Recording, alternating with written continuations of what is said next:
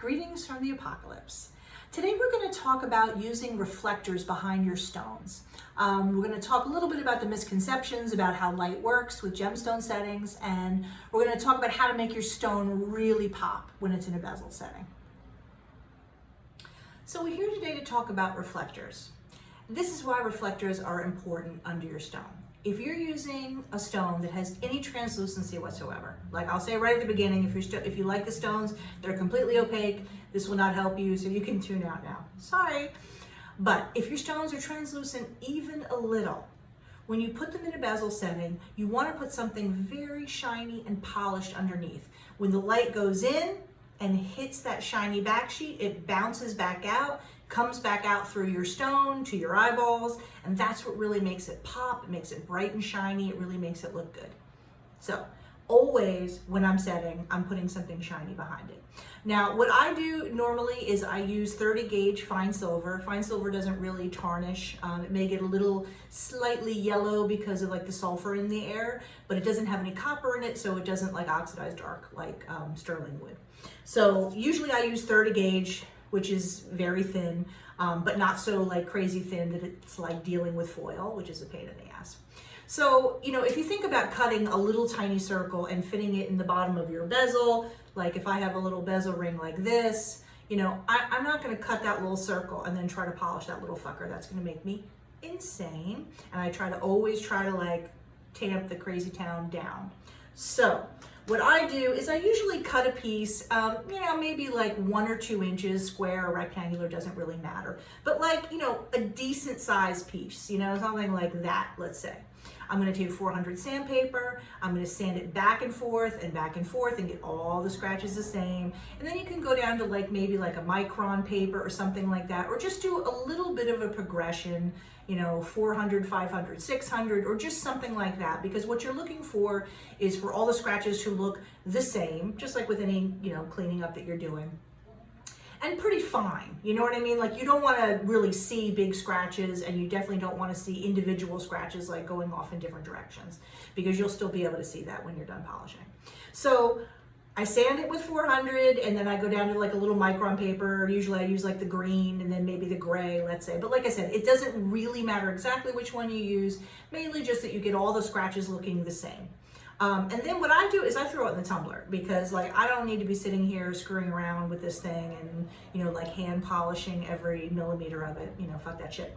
So if you guys don't use a tumbler, you know, it's just a little drum. It has steel shot in it. Really what this is doing is it's burnishing it. You know, all those little bits of steel shot are acting like little burnishers.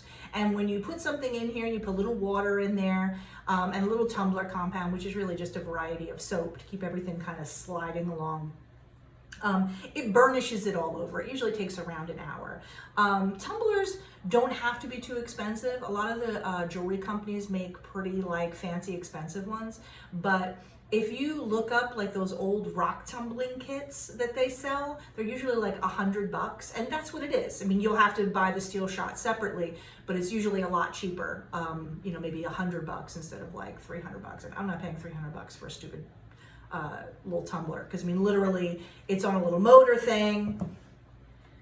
You know what I mean? It sits here, you plug it in, and it rolls around and around. This is not like high-tech machinery or anything. So I'm always like a big believer in like, I will blow my money on plenty of things, but try to save your money on the stuff that, you know, you don't have to blow your money on. So at any rate, tumbler is very helpful for polishing. If you don't have a tumbler and you want to polish by hand or whatever, that's totally cool. I'm just saying that if you have one of these tumblers, it's so much easier just to like prep your sheet a little bit, throw it in there, tumble it, get it nice and shiny.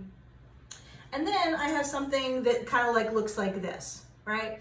This is all prepped up, beautiful and shiny. And what I do is I usually put it in like a little stone bag or something like that to keep it nice and shiny. Because of course, if you lay it around on your bench, it's gonna get scratched to shit, like toot sweet, and you don't want that.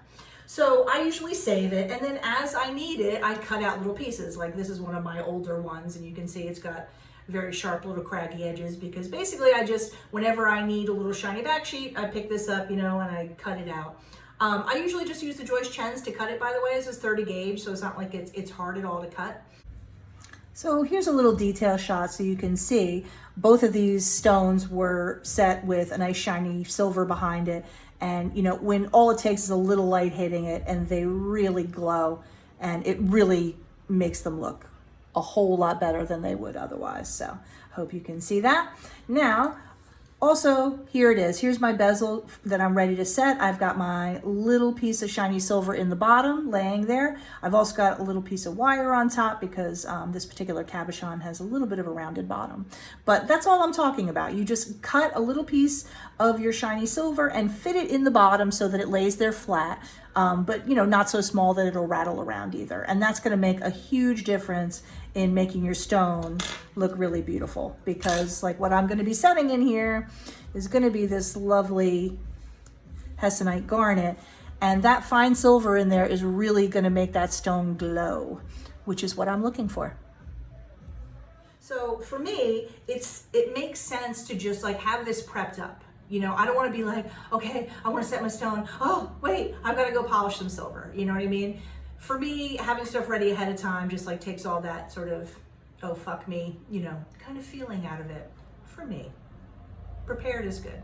So I do this ahead of time and just like have it. And when I start to run low on it, I just make another batch, because it really takes maybe 5 minutes to sand the sheet, and then you just throw it in a tumbler when you're working on something else. You know, I'm not going to be like sitting there twiddling my thumbs, you know, while it's tumbling, waiting for it to be done. And I don't suggest you do that either. I'm working on a bezel settings book right now that I've been really like working on so hard, and I cannot believe I've been working on it every like day and night, the entire apocalypse, and I'm still not done. It's unbelievable. It just keeps growing like one of those little sponges, you know, you put it in water and it like becomes like a dinosaur that eats you. It's like that. But at any rate, there'll be a lot more stone setting tips coming up, because stone setting is pretty much all that I think about right now. I close my eyes and I see bezels. Not that that's a bad thing, but so I think that's really it. It's a really very simple thing to do. If you have questions, you know, leave comments and I'll be happy to answer them. But basically, just always think, whatever light's going in, you want it to be bounced back. You know, you want it to reflect up through your stone. Okay, so do that, and I guarantee you're going to start seeing a lot more bling out of your stones, which is, you know, let's be honest, pretty much what we're looking for. That's all for today.